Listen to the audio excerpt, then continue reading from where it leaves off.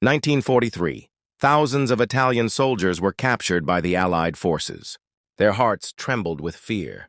Each man believed he was about to face torture, hunger, and humiliation. Many quietly prepared themselves for death. Ships carried them across the Atlantic. The prisoners thought that in America, the gates of hell awaited them. But when they finally entered the camps, everything changed. In front of them were fresh meals, clean rooms, sports, music, even chocolate. They stood in disbelief. How could life as a prisoner be more comfortable than freedom back home in war-torn Italy? Stunned, they began to write in their diaries, "This is not prison. This is paradise." And so, in the darkest days of World War II, enemy soldiers discovered an unbelievable truth. Behind the barbed wire of America's POW camps lay a life they could never have imagined. It was the summer of 1943. The Second World War was raging across continents, and Italy, once proud under Mussolini's rule, was collapsing under the weight of its own ambitions. On the battlefields of North Africa and the ruined villages of Sicily, Italian soldiers surrendered in droves. Their hearts trembled with fear. Each man believed he was about to face torture, hunger, and humiliation. Many quietly prepared themselves for death. The sun scorched the barren landscapes, dust swirling in every direction, blinding soldiers and coating their lips with grit. Comrades fell not only to gunfire, but to disease, hunger, and heat stroke. Morale was at an all-time low. Officers reluctantly raised white flags, signaling surrender. Fear, shame, and relief swept over the men simultaneously. Some fell to their knees, overwhelmed by exhaustion. Others clenched their fists, struggling to maintain their pride even in defeat. Ships carried them across the Atlantic. Crowded into the holds, seasick and homesick, the Italian POWs imagined only the worst. They whispered among themselves, sharing memories of home, recounting tales of their families, and speculating about what lay ahead. Some clutched letters from home, unsure if they would ever be delivered. Stories of submarine attacks and violent storms circulated, intensifying their dread. Yet the food on board, though modest, was a surprise. Bread, cheese, and occasionally meat reminded them that they were not abandoned, not yet condemned to the hell they had imagined. The next morning, the Italian POWs awoke to the gentle rocking of the ship and the distant cry of gulls over the Atlantic. For many, sleep had been fitful, haunted by nightmares of battlefields and bombed villages. Yet even in their exhaustion, a small part of them clung to hope, the possibility that perhaps survival was within reach. Days at sea passed in a blur of monotony and tension. The men were packed tightly into the lower decks, their movements restricted by the narrow confines of the hold. Waves crashed against the hull, sending tremors through the floor. Some clutched the railings or each other for stability, their stomachs churning from seasickness. Conversation was sparse at first, replaced by stifled groans and whispered prayers. Slowly, however, the soldiers began to speak, sharing memories of their villages and families. They recounted small joys, a favorite meal cooked by a mother, the sound of church bells in the early morning, the laughter of siblings. These recollections brought both comfort and pain. They were reminders of what had been lost, but also a connection to humanity amid the fear and uncertainty. Meals aboard the ship were modest, but far better than they had imagined. Bread, cheese, and occasionally salted meat were distributed, enough to quell hunger, but still a far cry from a proper feast. Some soldiers marveled at the simple routine, noticing that even amidst captivity, care had been taken to feed them adequately. It was a first hint that this journey might not be the descent into hell they had feared. As the voyage continued, conversations turned to speculation about America. Some soldiers had heard tales of its vast landscapes and bustling cities, while others imagined strict, unforgiving prison camps. Rumors circulated of harsh guards and brutal conditions, fueling the tension in the hold. Yet the further they traveled, the more the Atlantic itself seemed to transform into a symbol of liminality, a space between despair and the unknown possibility of mercy. Nightfall brought another layer of reflection. The stars stretched endlessly above the deck, the only light in the vast darkness of the ocean. Soldiers pressed their faces against the portholes or leaned on one another, silently contemplating what awaited them. Some muttered prayers to distant gods. Others simply stared, listening to the steady crash of waves, imagining the life they would lead once the ship reached foreign soil. Finally, the day arrived when the ships docked on American shores. Legs stiff and bodies weary, the prisoners disembarked into a land that felt surreal.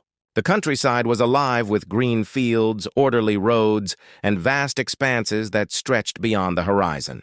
Gone were the ruins, the smoke, the desolation of their homeland. In its place stood a world of calm, space, and structure, a stark contrast to the chaos they had known. The trains that awaited them carried them further inland, past towns and farms untouched by the war's devastation. For many, it was their first glimpse of a reality so different from Italy that it seemed almost unreal. Soldiers exchanged astonished glances, murmuring quietly about the neatness and the sheer abundance of what they saw. Their fears remained, but so did a growing sense of disbelief. Perhaps this journey was not what they had imagined. At the camps, order and routine prevailed. Neat rows of barracks, clean paths, and structured schedules replaced the uncertainty of the battlefield. Guards, some stern, some surprisingly courteous, introduced rules and routines. The soldiers began to understand that this was no ordinary prison. Meals were warm and plentiful, bedding was clean, and clothing was freshly laundered. Slowly, murmurs spread among the prisoners. Could this really be what a prison looked like? That first night, the Italian POWs lay in their cots, staring at the ceilings, digesting what they had experienced. Warm blankets and hot food felt like luxuries from another world. Conversations began cautiously, curiosity replacing fear as the soldiers discussed the camp and observed its rhythms. For the first time, a daring thought took root. Perhaps this captivity was different. Perhaps it was not hell. Perhaps, in this strange and unexpected place, they had stumbled upon something close to paradise. The days passed slowly at first, each day blending into the next with remarkable predictability. Roll calls were punctual, meals were served on time, and work assignments kept the men occupied. Yet it was not the structure itself that astonished them. It was the comfort, the order, and the respect that accompanied it. For Italian soldiers accustomed to fear, deprivation, and chaos, every detail seemed surreal. Breakfasts were simple but nourishing: warm bread, porridge, and occasionally eggs or fruit. No one went hungry, and the men quickly learned to appreciate the consistency. Lunches and dinners followed similar patterns, but the variety and quality amazed them. Some joked that they were eating better as prisoners than they ever had back home. Others were quieter, savoring each bite in disbelief, careful not to waste a morsel.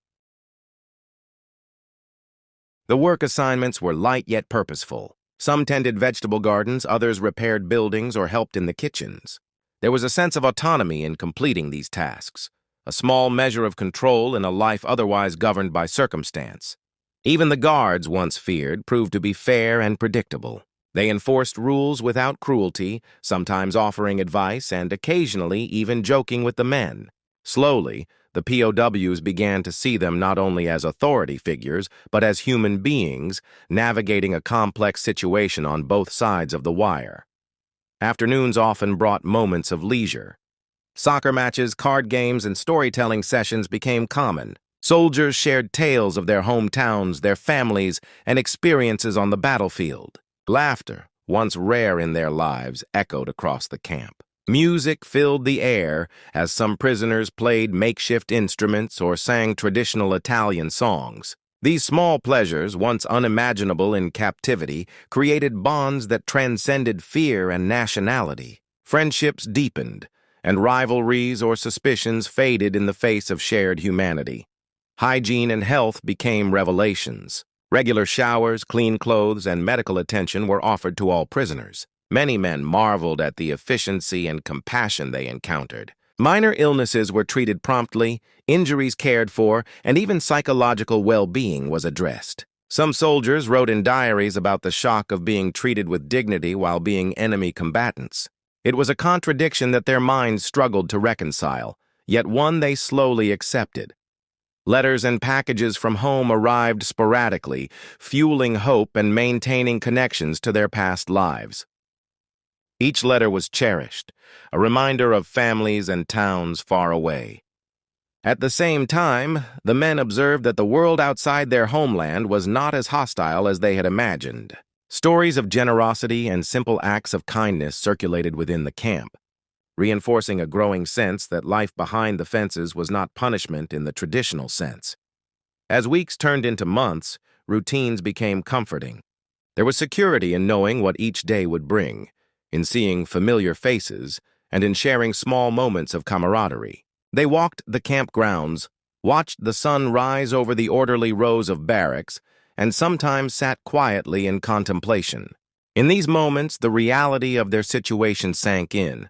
They were prisoners. Yes, but prisoners who had escaped the suffering and chaos that consumed much of Europe. The phrase, almost paradise, spread quietly among the men. It was a whisper, first in the barracks, then in the dining halls, until it became part of the shared consciousness of the camp. The Italian soldiers had expected fear, pain, and humiliation. Instead, they found nourishment, safety, and a semblance of normal life. The cognitive dissonance was palpable. How could being an enemy of a nation lead to such comfort? Yet, day by day, they adapted, learning to live, laugh, and even hope. Education and culture became a part of life inside the camp. Some prisoners organized lessons in language, mathematics, and history. Others staged plays, recited poetry, or held debates on topics from home. These intellectual pursuits gave purpose and structure to their days, keeping their minds active and spirits engaged. Many reflected on how much they had missed in their lives before the war, realizing that even in captivity, growth and learning were possible. Religious services were permitted and attended by many. Catholic priests and ministers held small gatherings offering comfort and guidance. Soldiers found solace in rituals and familiar prayers, grounding themselves amid uncertainty. Spiritual life, combined with physical nourishment and social interaction, contributed to an overall sense of well-being. For many, it became clear, while they were prisoners, their lives were not diminished. They were enriched in unexpected ways. By the end of the first year, the Italian POWs had transformed their understanding of captivity. The initial fear and resistance had given way to adaptation and even gratitude. Time passed, and the lives of the Italian POWs settled into a new, comfortable routine. They were not only physically safe, but were becoming stronger mentally and emotionally. The initial fear and resistance had gradually been replaced by gratitude and resilience. The men realized that this captivity was not merely a place to survive, it was an environment where they were rediscovering humanity and hope. Friendships and camaraderie deepened. Men from different villages and backgrounds formed close bonds. They helped one another, laughed over small things, and supported each other through challenges. Daily routines now included games, music, and small celebrations, which not only provided entertainment, but also rejuvenated the human spirit. Education and culture became an integral part of camp life. Some organized small lessons in language, history, and mathematics. Others staged plays or recited poetry. These activities kept the prisoners' minds active and provided a sense of purpose. During this time, many also began thinking about their future, however uncertain it might be. Spirituality and religious practices became a source of comfort for many. Catholic priests and other religious leaders held small gatherings, offering guidance and solace. The rituals and prayers grounded the prisoners, helping them maintain hope and a sense of inner strength. As months passed, the Italian POWs fully realized that they were living in a unique environment, almost like a paradise. Their fears of suffering and deprivation had largely disappeared. Food was plentiful and nutritious, work was light yet meaningful, friendships were genuine, and peace and safety prevailed. This combination created a new sense of life and purpose that they had never experienced before. Some prisoners became so attached to camp life that even after the war ended, they wished to return to America. Letters and diaries preserved their experiences, detailing how they, as enemy soldiers, had been treated with dignity, respect, and humanity. This story not only transformed their lives but also left a lesson for future generations. Even amid war, compassion and humanity can survive. Many kept in touch with friends and even some guards after leaving the camp, exchanging letters and memories. These relationships served as a reminder that life in captivity could be not just bearable but enriching. For the Italian soldiers, the camp was not merely a prison, it was proof that even on enemy soil, humanity, respect, and hope could flourish. And so, the story of the Italian POWs became a testament to an extraordinary truth. A place expected to bring fear and suffering had, in fact, become almost a paradise. Behind barbed wire, life could still be full of humanity, hope, friendship, learning, and peace. Their experience showed that sometimes the most unexpected places can hold the greatest blessings.